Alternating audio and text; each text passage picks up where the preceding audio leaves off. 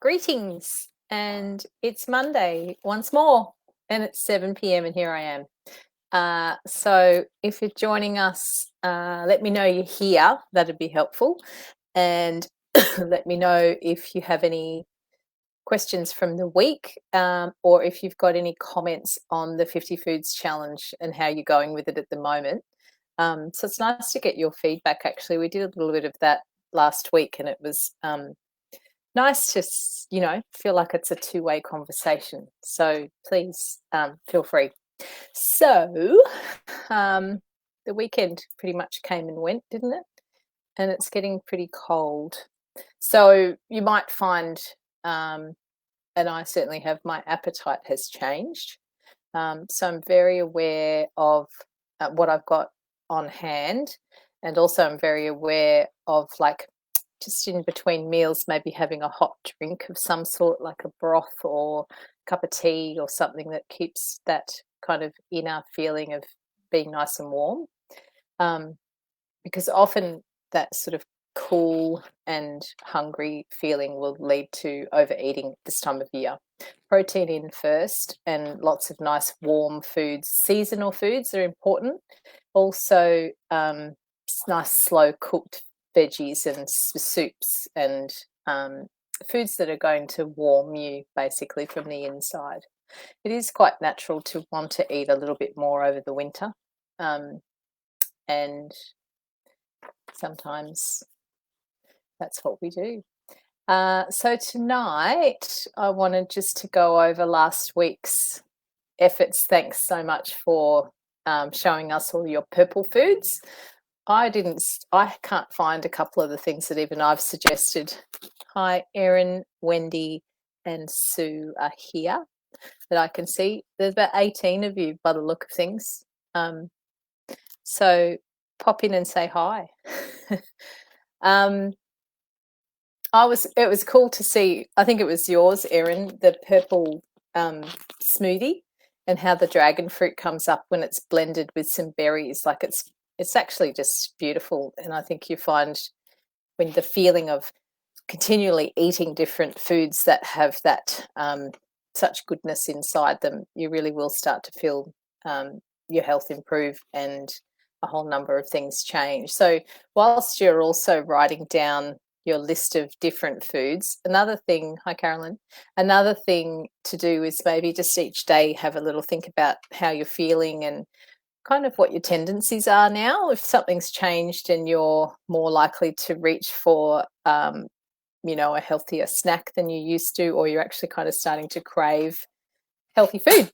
It doesn't take long for your taste buds to do a roundabout, and you do start to feel, your body will start to know what it's missing, and also will ask for those foods if you're listening carefully enough.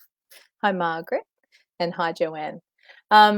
So that was cool to see. I couldn't find the dragon fruit with the purple on the inside as well as on the outside. I've only ever seen the white ones around near us. And I also couldn't find the sweet potato with the either purple on the inside or just the purple skin.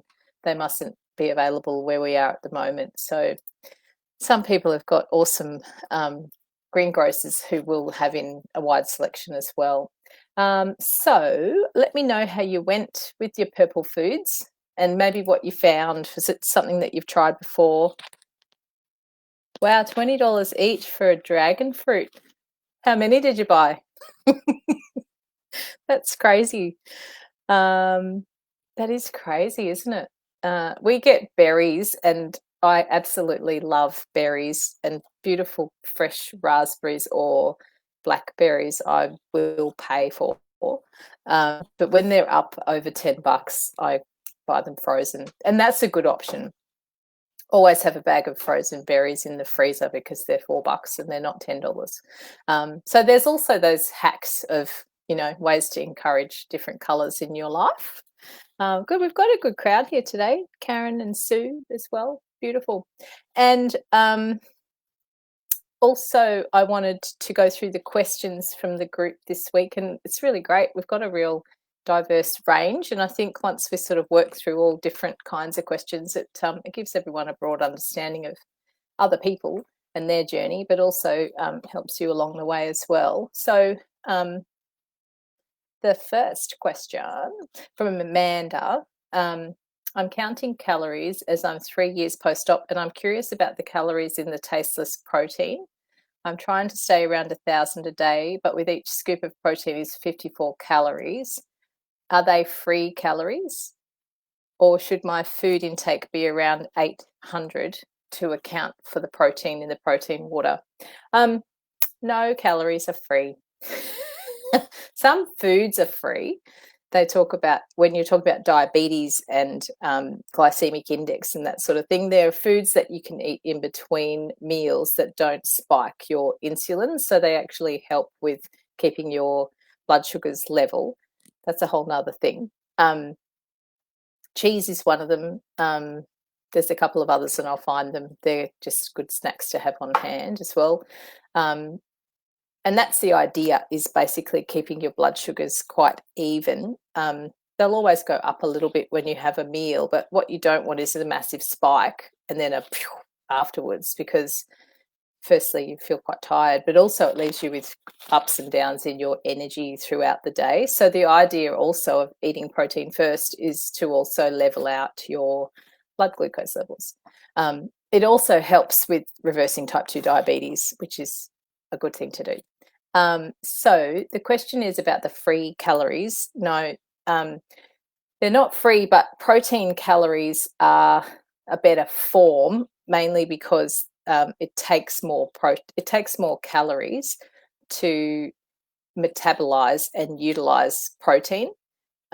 So whilst they're not free, if there's 50 calories of protein, you may end up with roughly, I'm guessing, and it's not, please don't quote me, maybe 30, because 20 might be used in the process of digestion. It's what we call thermogenic food. So it's quite an active process, whereas carbs are very slippery and they just go in and just really easily process, and it doesn't take much energy to do that.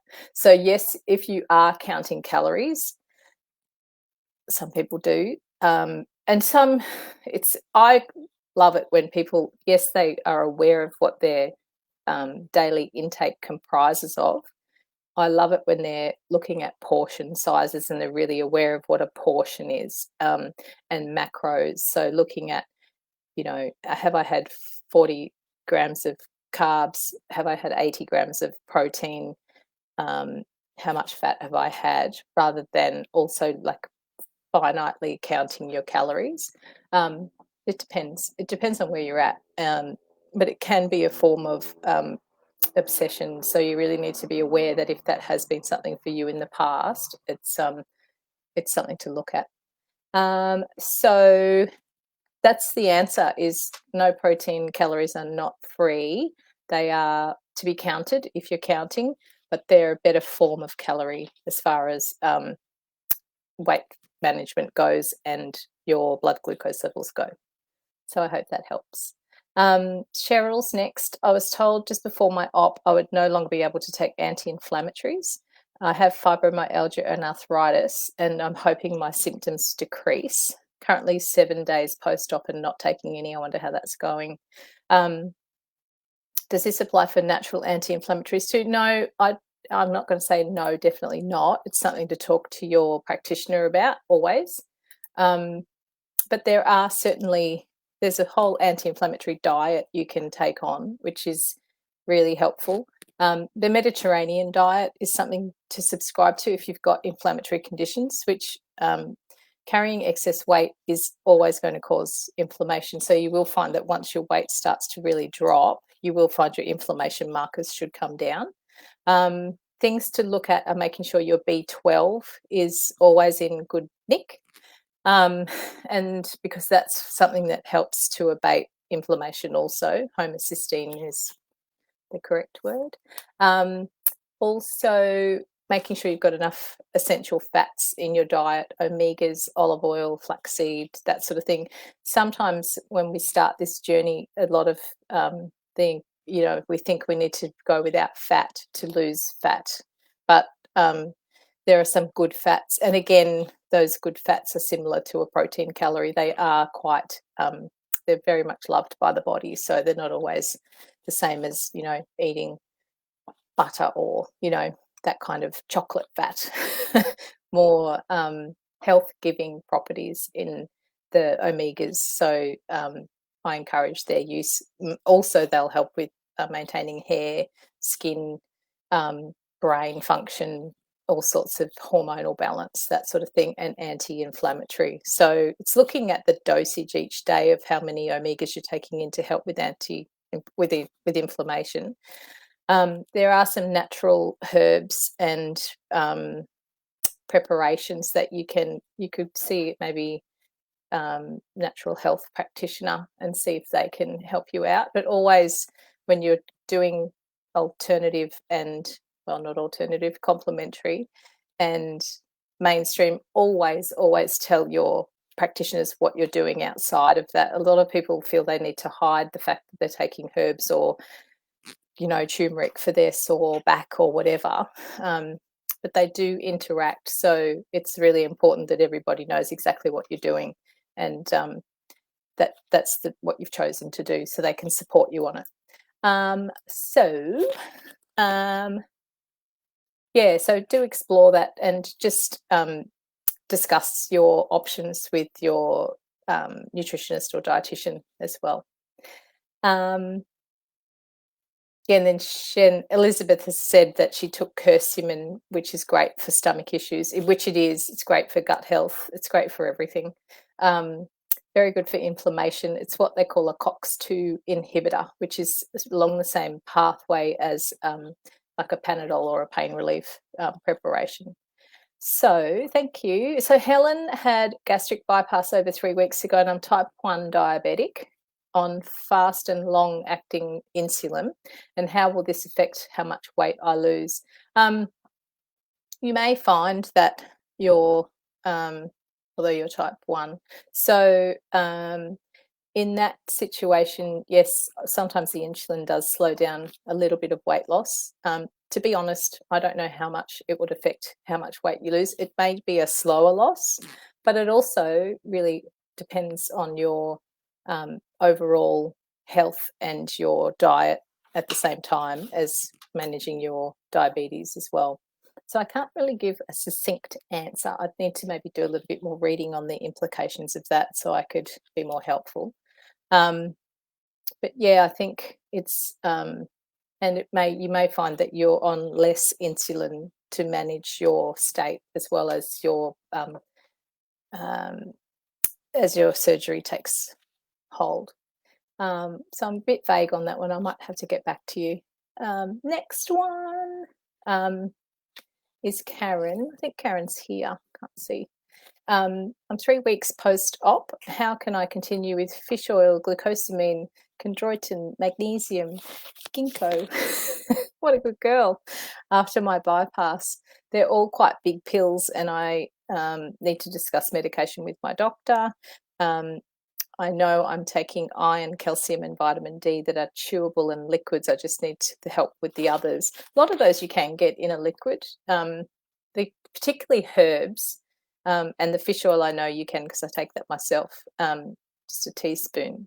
The Nordic Naturals is a good brand. It's got a good DHA, EPA profile. The other ones, yeah, the glucosamine and chondroitin are big tablets. So you can, a lot of those won't be contra if you break them up and maybe break them in half and swallow them. Magnesium, you can get powders as well. In fact, I encourage powdered magnesium because I think it's just easier for the body to manage, and it's like an alkaline kind of buffer. So it also helps with a whole lot of stuff in your gut and nervous system as well. We've got one on our website that's as close to practitioner as I could get without crossing that line. Oriental Botanicals, and you can buy it on the VN Multi website. The ginkgo you can get as a liquid from a naturopath if you're interested. But it looks like lots of anti-inflammatory, also things for your joints and your magnesium as well as your brain. Ginkgo is good for memory and peripheral circulation and that kind of thing.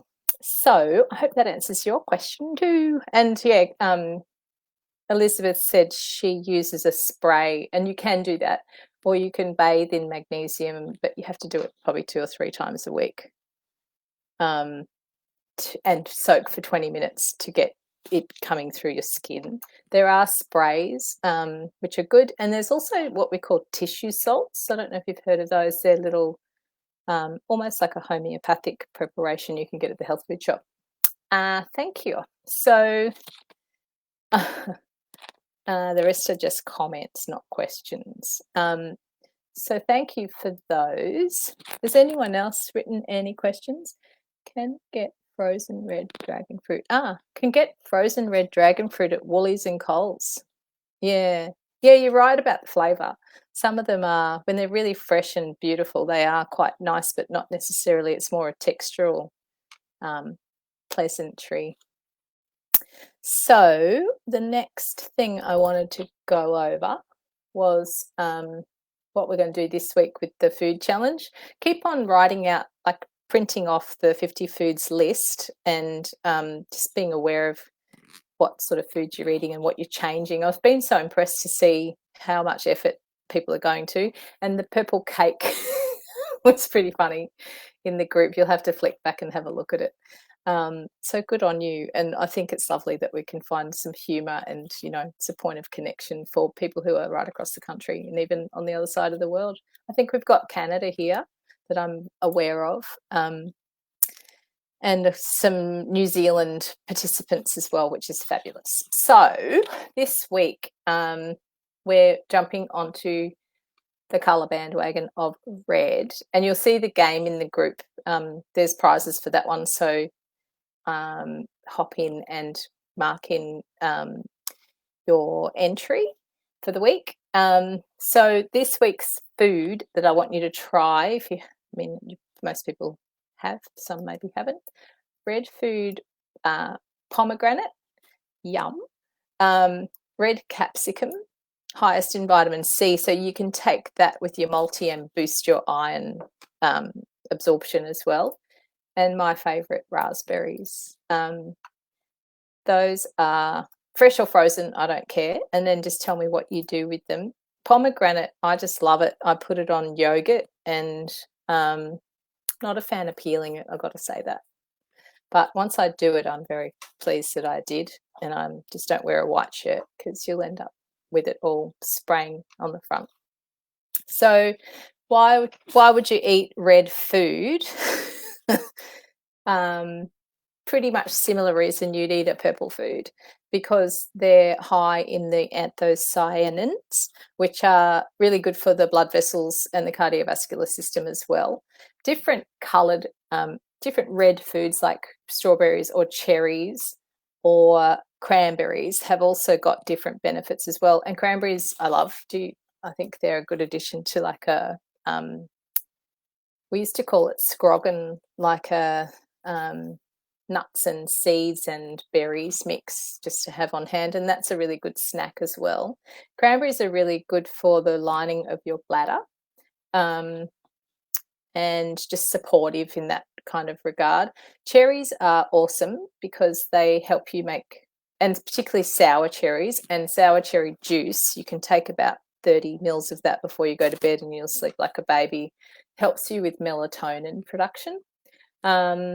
So also the red foods have a lot of folate, so which is something that we all need to help with our neurological system, and a whole lot of different pathways like liver detox pathways, and protecting our DNA from damage. So it's also preventative for cancer. Strawberries are also very good for vitamin C intake, and also cranberries are pretty awesome as far as I've said that. Good for your bladder, and just good colouring in them as well. Also, cranberries have been known to be the cause of death of cancer cells. So I'd have to look into that, which is pretty cool. What about tomatoes? They're pretty special, and The reason for that is they're quite high in lycopene, which is, again, another little plant nutrient. And lycopene is only activated when you cook them. So for men particularly, lycopene is a really important plant component for prevention of prostate issues, hyperplasia or cancer. So, but they need to be cooked, and it's not saying that a raw tomato isn't worthwhile, but cooked tomatoes are particularly health-giving as far as that goes as well. So get on to those red foods. Raspberries are awesome. They're high, all the berries are really high in antioxidants, and they're high in fiber, which helps with lowering cholesterol, helping hormonal balance, that sort of thing as well. Do you reckon watermelon falls under the red? I guess it does, doesn't it? It's also got a lot of lycopene in it, and it's good for cholesterol and helps improve your overall blood vessel function. So there's a few examples. I'll put some more in the group just to let you know what we reckon a red food is and why it would be worthwhile doing that. Has anyone... Oh yeah, sour cherry juice is a good one. You can actually buy that now in a bottle and just use it if you're not sleeping very well. It's actually quite good, and it tastes pretty yummy too. Does anyone have any questions? What do you think you would do with your red foods this week? Did you see in the group I put in ahead of time the rhubarb collagen crumble? You have to get onto that too. That looks pretty nice. I haven't made it myself, but it looks pretty good. So moving along, we did talk about exercise and sleep, and I'm working on putting together some stuff during the week for just encouraging good sleep habits and having a look at what equates to good sleep and which nutrition or nutrients are responsible for making sure that you do get good sleep. The other thing I've done, I'll be doing a podcast with a sleep specialist who will talk about sleep and how important it is for function and its role in cardiovascular disease and or sleep apnea is a big contributor to that. Also looking at, you know, the offshoot of interrupted sleep or short, not enough sleep. And again, the nutrients that will affect your sleep. Iron is a big one. If you do find that you can get to sleep but you can't stay asleep, often you'll find that there's something going on with iron. And also that can't get to sleep can sometimes be a bit of nervous system stuff. So like a magnesium and Leonie Ryan's here. And what else? Looking at, getting enough rest. And I think that comes before the exercise in a lot of ways, because if you're waking up and you haven't had enough sleep, your energy production isn't as good as it could be. You're more inflamed. So sleep will calm down inflammation and also helps with making you feel, balances your mood and stops you craving carbohydrates as well. So there's a lot to be said for getting a little sleep. Not even a little bit, probably 8. I think they've said less than 8 hours, and you never really catch it up if you do miss out on it. So then we'll look at exercise as well, kind of sleep and exercise we'll do together. There's a few different things you can do to keep motivated around exercise, and one of them is a new thing. Since we've had the COVID thing, take out the park run, some of the guys have put together another way of managing that's called 5K, letter 5, number 5, letter K, then your way, URWAY. And that is where you can log your own 5K, and it must be completed, I think, between Friday and Sunday. So you've got, every week you've got something that keeps you accountable. So there's a few things like that I can introduce for you as well, just ways that will keep you motivated and actually help keep you moving. There's also other apps that if you really are, you can start from anywhere, any fitness level or no fitness level, with the, what are they called? Couch to 5K. So you could be sitting on the couch one day and running 5K the next. And that's, I've actually used a couple of those myself, and I found them really helpful for increasing your intensity at a rate that's helpful and also prevents injury. Because a lot of people will get really turned off exercise because they're like, right, I'm going and here I go. And they just start everything, way too quickly and at too high an intensity. And then you get injured, and then you're too tired, and then you can't be bothered. And then you just think exercise sucks. So that you don't think exercise sucks, you can ease in gradually. I read somewhere that even an Olympic athlete will only increase their workload by 20% per week. So we're not Olympic athletes. I don't know why we'd think we could increase our workload than more than 20% per week.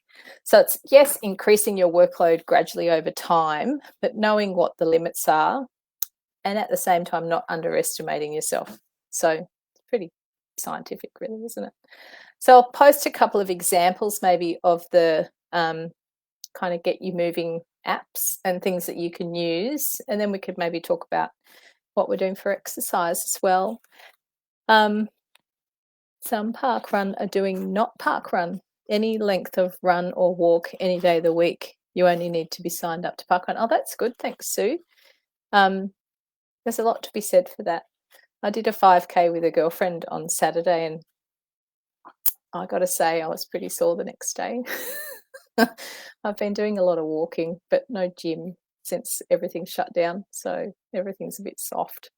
So back to the gym we go, and back on the pounding the pavement, which is good.